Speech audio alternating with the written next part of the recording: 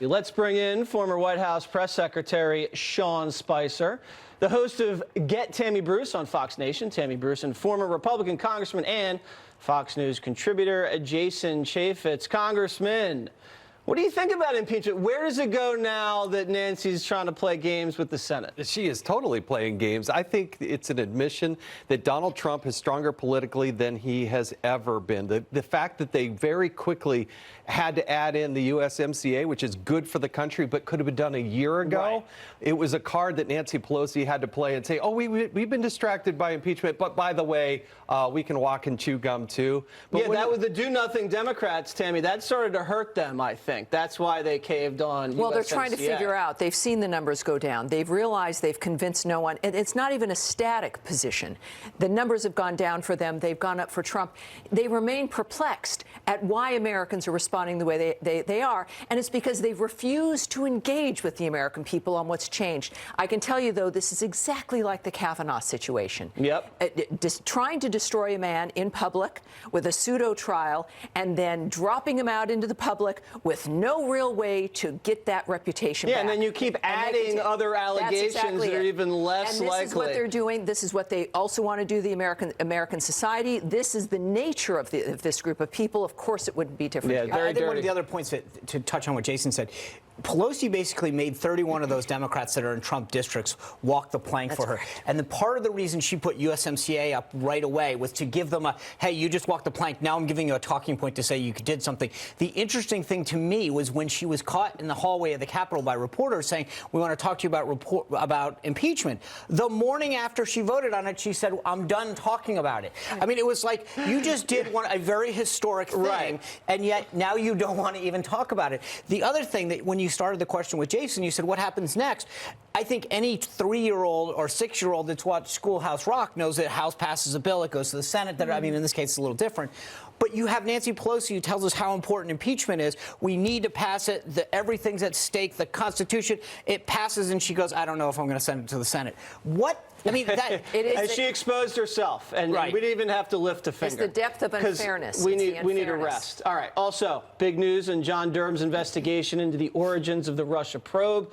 New York Times reporting Durham now looking into the role of ex-CIA Director John Brennan that he played in the investigation. Durham has requested all of his emails, his call logs, and a bunch of other documents from the Central Intelligence Agency. AG Bill Barr weighed in on this with Martha. He's not just looking at the FBI, he's looking at other agencies and also private and departments and also private actors. And so it's a much broader investigation. And also he's not just looking at the FISA aspect of it. He is looking at all the conduct, both before and after the election. Congressman, you think John Brennan's a little nervous? He should be nervous, and he should start lowering up, because this is an admission, I think, and a hint from the Attorney General that this goes far beyond just the FBI. You know, the IG report starts with a friendly foreign government meets with Papadopoulos. Why? Like, why was a friendly foreign government meeting with a kid in his 20s with basically no background?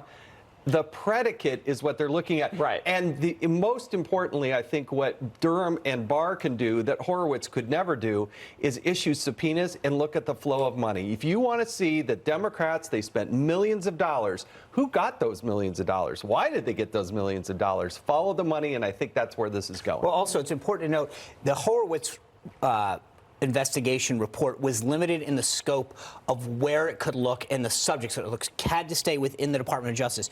Durham's investigation goes across everything. So to Jason's point, if it started somewhere but ended over here, Horowitz had to keep his investigation very, very focused and linear.